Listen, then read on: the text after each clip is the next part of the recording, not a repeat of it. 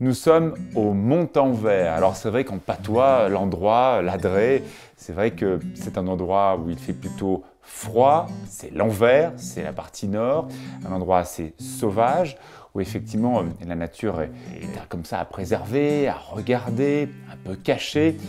Et les hommes ont eu une idée complètement folle de faire monter un train, de monter une véritable exploitation touristique d'un site très préservé, historique. Nicolas Sibué est un passionné de montagne. Ce Mégevant d'origine a toujours voulu montrer une nouvelle façon d'appréhender la montagne. Pas du tout fermée, pas du tout élitiste. Et je pense que hôtel après hôtel, la famille Sibué est arrivée à raconter une montagne moderne, ouverte, très partagée. Et c'est peut-être une nouvelle façon de raconter l'histoire de la montagne. La montagne, elle n'est pas figée, elle n'est pas normée, elle est toujours en train de se réinventer parce qu'elle est vivante. Et Nicolas Sibué raconte très bien ça.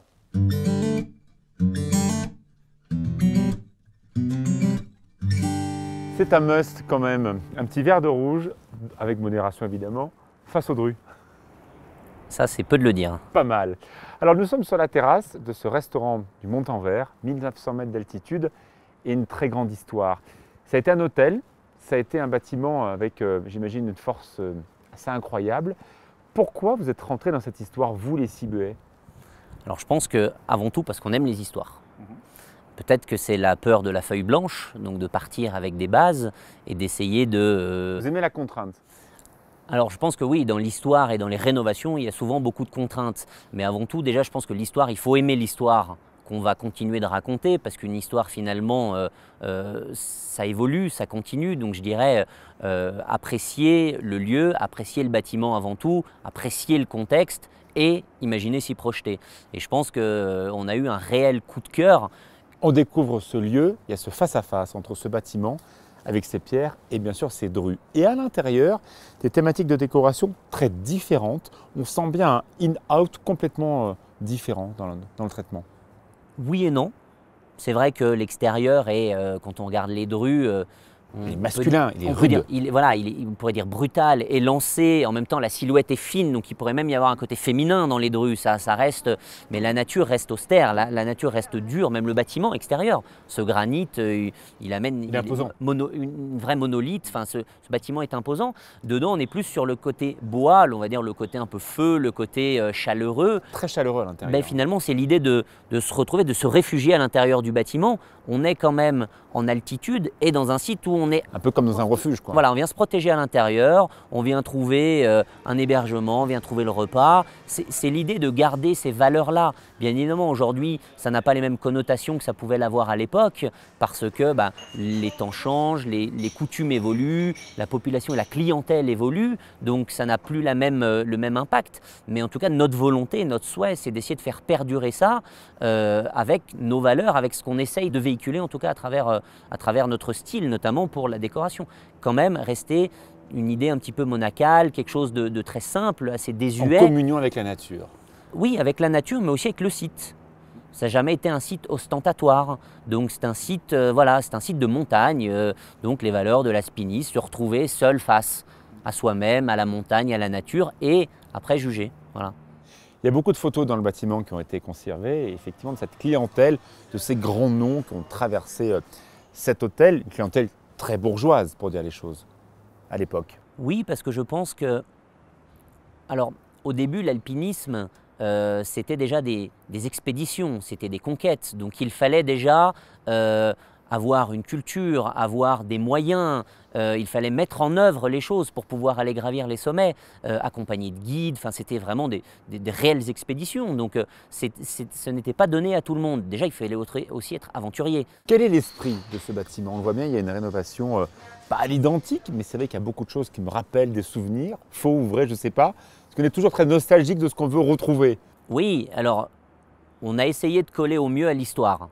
en la réinterprétant bien évidemment, parce que notre exercice c'est d'amener notre patte, notre style. C'est aussi ce qui fait qu'on essaye de créer la différence avec les autres hôteliers ou les autres restaurateurs. C'est d'amener vraiment une touche propre à nous.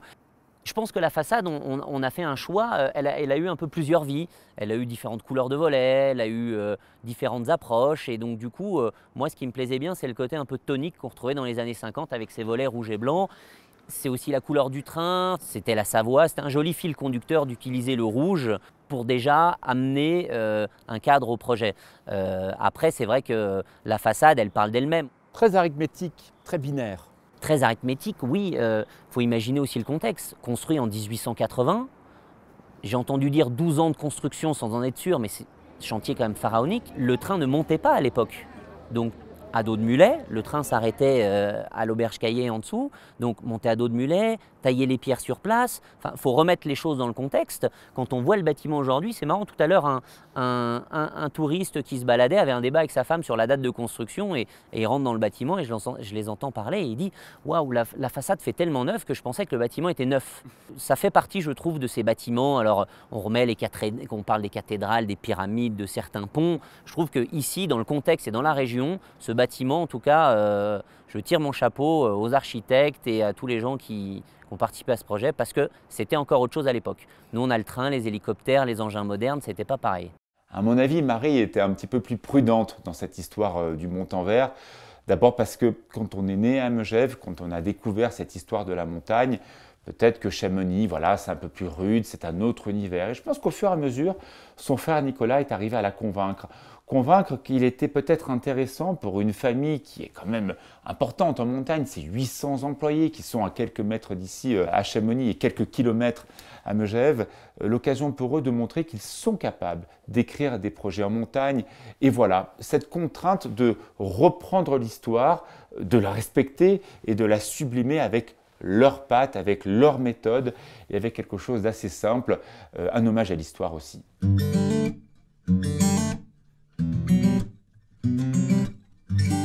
Marie Sibué, la famille Sibué, les fermes de Marie et tant d'hôtels, tant d'écritures souvent de montagne. En quoi l'art de vivre de montagne évolue dans vos codes avec ces endroits-là? Nous, on essaye de faire des endroits différents.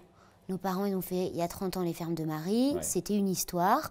C'était une histoire qui, à l'époque, était nouvelle, précurseur, pas forcément dans les codes, puisque si on se rappelle, les fermes de Marie, c'était pas une évidence, c'était pas forcément... Ça n'a pas créé l'adhésion tout de suite. Il a fallu quelques années pour rentrer dans les codes. Et je pense que ça a pu être le cas sur d'autres établissements. Quand on a ouvert Altapura Val Thorens avec un concept d'hôtel 5 étoiles, on nous a dit « vous êtes fous ». On vous dit souvent « vous êtes fous ». Ouais, ça c'est au départ. On essaye de croire en nos idées, d'aller jusqu'au bout. Terminal Neige, c'est une signature. Ouais. Alors nous, l'ensemble de nos établissements, c'est Maison et Hôtel Sibué. Et dans Maison et Hôtel Sibué, on a différentes marques. On a Villa Marie, qu'on a développée à Saint-Tropez, à Saint-Barth. Et on a cette nouvelle marque qui a été ouverte avec le premier établissement, qui était le Totem à Flaine. Et maintenant, le refuge du Montanvert. C'est notre nouvelle marque de montagne avec des établissements qui sont différents et qui ne sont pas de l'hôtellerie traditionnelle comme on a pu le faire avec des hôtels comme le Mont Blanc, le Lodge Park. Votre frère Nicolas a tout donné dans ce chantier. L'hiver, l'été, l'automne, le printemps avec ses gaz, ce train, ces tempêtes de neige. Il fallait vraiment être fou pour faire ça. Ouais, et c'est vrai qu'au début, on n'a pas forcément tous... il n'a pas eu l'adhésion de toute la famille tout de suite. Ouais. Parce que je pense qu'on était tous conscients que ça n'allait pas être un projet facile, que commercialement, ça allait être très compliqué, que pour la rénovation, ça allait être compliqué. Et c'est lui qui a vraiment motivé Qu'est-ce qu'il a poussé, à votre avis, votre frère? Lui, c'est un passionné. Il n'y avait pas de débat pour lui, hein. Non, lui, le site lui plaisait, l'histoire lui plaisait. Il a acheté tous les bouquins possibles et imaginables sur l'histoire. Il s'est documenté, il a regardé, il a passé ses soirées à regarder tout ce qui était possible sur le sujet. Et il nous a convaincus qu'il fallait y aller. Mais c'est vrai que ce n'est pas un projet facile parce que... La restauration, je dirais que comme je vous disais tout à l'heure, c'est du captif. Les gens viennent, ils s'arrêtent, ils déjeunent. Mais faire venir dormir des gens ici... c'est un challenge, c'est un vrai challenge. Vous êtes des vrais Mégevans. Il y a Megève, le Mont Blanc, il est comme ça en toile de fond autour de montagnes très chaleureuses, de Mont d'Arbois. Évidemment, Rochebrune, c'est des petites montagnes qui culminent à 2000 mètres, et on voit bien ces pics acérés du Mont Blanc qui est un peu plus loin. Pour Nicolas, un vrai mèche-vent, venir ici à Chamonix et montrer qu'il sait faire lui aussi, comme les chamonnières, à la contrainte du brut. Ouais, après, je pense qu'on a aussi eu l'habitude d'aller dans d'autres stations. Quand on dit vrai mèche-vent, oui, mais on a aussi appris à aller à Valto, à Avoria, à Flaine. Enfin, on s'est confronté à d'autres stations, à des visions différentes de la montagne, des visions différentes du ski. Donc, oui, Chamonix, c'était une nouvelle station, mais il y a quand même une proximité, on n'est pas très loin. Lui, c'est un skieur, il a une philosophie aussi de montagne et de Ça a joué, skieur. ça, dans le choix de faire ce lieu? Le fait qu'il aime la montagne, qu'il aime le ski? Je pense, parce que c'est ce qui oriente nos choix aussi de développement par ce qu'on a envie de faire. On a la chance d'être un groupe qui se développe non pas financièrement et économiquement, mais aussi avec nos envies et notre cœur. Et ça, c'est une vraie chance, parce que sinon, il y a plein de projets qu'on n'aurait pas fait.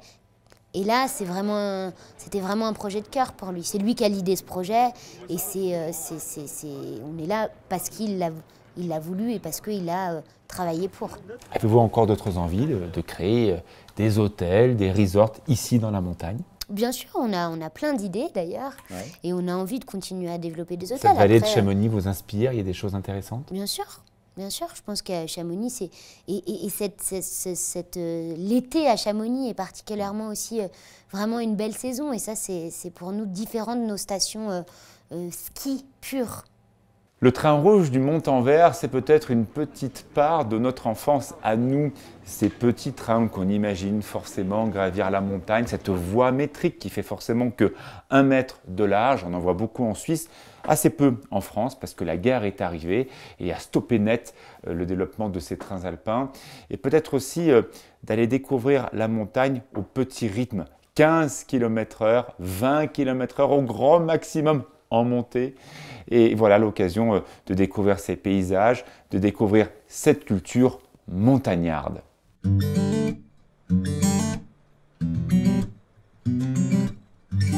Jean-Claude Burnet, quand on travaille pendant 35 ans avec des trains électriques, on garde une âme d'enfant? Ben oui, 38 ans au Montanvert, alors que c'était déjà une tradition familiale, mes arrière-grands-pères, grands-pères y ont travaillé, grands-oncles. Je ne pensais pas un jour rentrer dans les trains, puis comme ça, en 74-75, je suis venu là pour 2 mois. J'aimais bien les trains, mais là, j'en suis devenu complètement amoureux. Complètement amoureux sur les 2 trains, propriété du conseil départemental, le fameux TMB, le tramway du Mont Blanc, et ce train du Montanvert. L'hiver, la neige, des conditions d'exploitation très compliquées, vous avez tout connu ici. J'ai connu, au départ, on ne fonctionnait pas l'hiver. Le train s'arrêtait en fonction de la neige, ça peut très bien être le 15-20 décembre, puis recommencer que le 15 mai, après le déneigement. Et pendant ce temps-là, une équipe de 15 mécaniciens qui conduisaient les trains l'été démontaient les trains entièrement, les bichonnaient, regardaient, pour être prêts au mois de mai, sans le moindre écueil, de pouvoir repartir à l'exploitation. Qui sont ces personnes qui conduisent ces trains? Ce sont des mécanos, ce sont des techniciens, ce sont des cheminots? Au départ de l'électricité, des trains électriques en 1954, c'est des anciens de la vapeur reconvertis à l'électricité. Et après, tout le personnel qui était embauché par la suite sont des soudeurs, des électriciens, des mécaniciens, qui réapprennent les premières années du Montanvert un métier qui est bien spécifique, qui est les trains crémaillères. Alors il y a une histoire suisse dans l'histoire, c'est cette voie métrique. En clair, 1 mètre entre les 2 rails. Ce n'est pas la largeur habituelle des rails que l'on connaît, des rails SNCF classiques. Pourquoi ce mètre-là? Alors il y a la voie normale, comme classique, comme on dit partout. Après il y a la voie métrique. Les chemins de fer passaient dans des endroits très étroits, très faciles. Donc il fallait des caisses plus petites, donc la voie plus petite, la crémaillère, les bogies plus petites. Donc l'entraînement se faisant par la crémaillère, il fallait du matériel pas trop lourd. Malgré tout ça, c'est les Suisses SLM à la base qui avaient déposé ce brevet, on peut dire, et qui fabriquaient les vapeurs. Les vapeurs du Montanvert venaient de chez SLM Et après, les automotrices sont venues aussi de SLM. Il faut quand même rappeler, Jean-Claude, qu'à l'origine, les chamoniards n'en voulaient pas du train, parce qu'il y avait une économie autour des mulets. Alors, il y a eu une grande pétition qui s'était faite à l'époque avec le maire de l'époque, qui je crois c'était Vincent Paillot, dans les fins des années 1800. Les chamoniards avaient peur du train. Pourquoi ils avaient peur du train? Il y a énormément, il y avait peut-être 200 à 300 muletiers qui amenaient les gens sur le site du Montanvert. Et le train allait les mettre dehors. Et les trains les a mis dehors, à la limite. Leurs descendants et tout ça, ils sont devenus des accompagnateurs, des guides. Et maintenant, nos guides, eh ben, le train, ils sont contents d'avoir. Regardez la Vallée Blanche. Si ce n'est pas le train à l'heure actuelle, la Vallée Blanche, elle serait très courte. Et il y aurait moins de monde.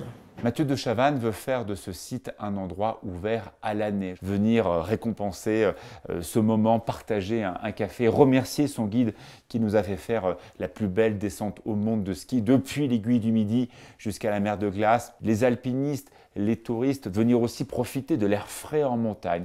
Voilà peut-être ce qu'est l'avenir de la montagne demain, et c'est ce que veut Mathieu de Chavannes, une montagne aux 4 saisons, faire vivre les gens, profiter du site et aussi voilà, l'ouvrir au monde entier.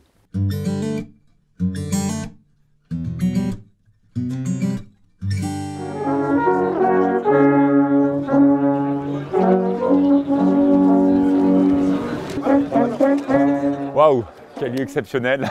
Ouais. Magnifique. C'est quoi? C'est l'histoire, c'est la nature. Qu'est-ce qui est le plus important à préserver? En fait, le lieu ici, il y a beaucoup de choses. C'est les portes sur la haute montagne. C'est un lieu qui est accessible pour des gens facilement par train, pour des gens qui ne sont pas habitués à venir en montagne. Et c'est la première porte vers la grande montagne. Donc c'est un peu un lieu de médiation entre l'homme et la montagne. Alors il y a certes le côté glacier que les gens connaissent, viennent découvrir et veulent comprendre et se posent pas mal de questions sur ce qui se passe. Bien sûr, c'est un témoin moderne. C'est un témoin du réchauffement climatique. Donc ça, bon, on l'explique avec des conférenciers. Mais ce qu'on souhaite faire redécouvrir aux gens aussi dans le futur, c'est le patrimoine historique qui va derrière. Il y a un vrai patrimoine, il y a une histoire, il y a des grands auteurs qui sont venus ici. Et il n'y a donc pas juste cette constatation du réchauffement climatique, mais il y a aussi un paysage à découvrir et une histoire à comprendre. Et on va s'atteler à ça dans les années à venir.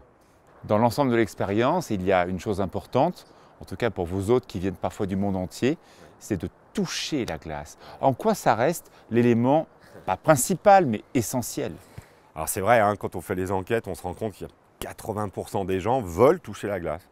C'est quelque part la fin de l'expérience, c'est-à-dire il y a un glaciologue qui m'explique ce qui se passe, il y a de la matière pour mieux comprendre comment on est un glacier, comment vit un glacier, le futur d'un glacier, mais cette expérience, elle n'est pas aboutie à partir du moment où je ne l'ai pas touchée.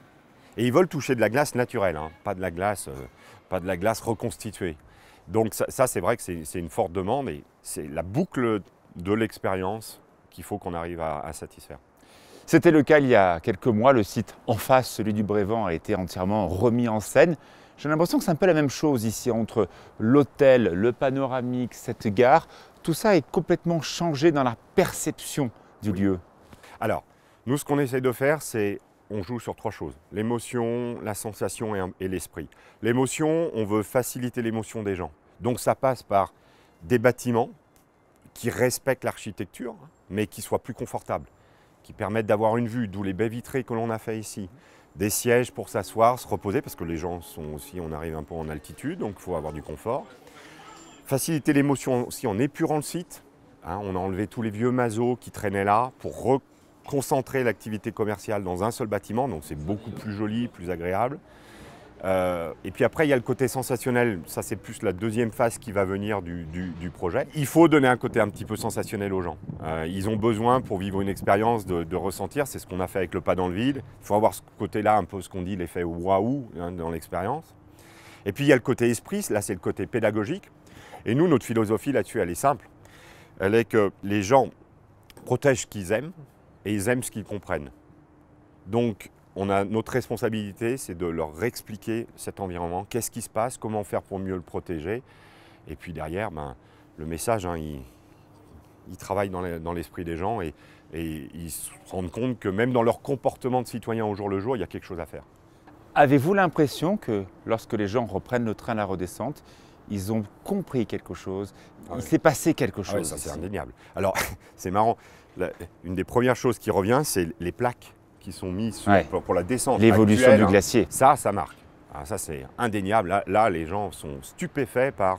Il y a 60 mètres entre certaines. Ça, c'est la première des choses. La deuxième, c'est qu'ils se rendent compte que la montagne, elle vit. Parce que vous restez là une demi-heure, vous entendez des pierres tomber, de l'eau couler. C'est vraiment du concret, ça. C'est un élément naturel qui est en perpétuelle évolution, qu'ils n'avaient pas forcément compris. Et puis, le dernier aspect, c'est qu'il y a une vie tout autour de ça, et heureusement, il y a une activité touristique et qu'elle respecte ce milieu-là. Donc oui, je pense que quand les gens redescendent, en tout cas, les retours qu'on a, c'est « j'ai mieux compris cet environnement-là ». Dans les prochains mois, il y a beaucoup de personnes, y compris des anciens de la vallée, qui vont venir voir leur nouveau Montanvert. Oui. Qu'aimeriez-vous qu'ils aient comme sensation? C'est comme avant, tout a changé, ou un mix des deux? Non, moi je souhaite qu'ils disent que c'est beaucoup plus propre qu'avant parce qu'on a beaucoup focalisé là-dessus. Hein. Le démantèlement de ces masos, l'amélioration des réseaux, c'est plus apuré, mais pour autant on a respecté les côtés histoire. Maintenir ces barrières-là en faisant les travaux ici, je peux vous dire que c'est un travail colossal. Hein, c'est du travail d'horloger pratiquement. Hein, ça a été fait. Et les gens du coin l'ont vu parce que ces travaux-là, ils ont pris quand même beaucoup de temps. Et quand ils vont aller dans l'hôtel, qu'ils puissent se dire, finalement, c'est la même chose qu'avant. Ils n'ont pas touché les boiseries, il y a des lustres comme avant, il y a cette âme, cet univers que j'ai connu avec mes grands-parents avant, sauf que maintenant, j'ai une chambre, qui n'est pas luxueuse, mais j'ai une chambre, et il y a une toilette, et il y a une douche, et c'est ce que je recherche. Alors, quel sera l'avenir de ce site? On ne va pas se le cacher, le réchauffement climatique concerne le Montanvert comme le monde entier. Il y aura un projet de télécabine qui permettra aux touristes, aux excursionnistes d'aller voir la glace un peu plus haut. Mais c'est peut-être l'occasion de raconter le site un peu différemment. On avait peut-être oublié l'histoire de ce site pendant très longtemps, ne se concentrant que sur la glace. On avait peut-être aussi oublié le témoignage de tous ces hommes et ces femmes qui ont fait ce Montanvert. Et voilà, peut-être que c'est aussi là raconter l'expérience de ceux qui ont vécu dans ce site, ceux qui l'ont fabriqué et ceux qui vont l'écrire demain.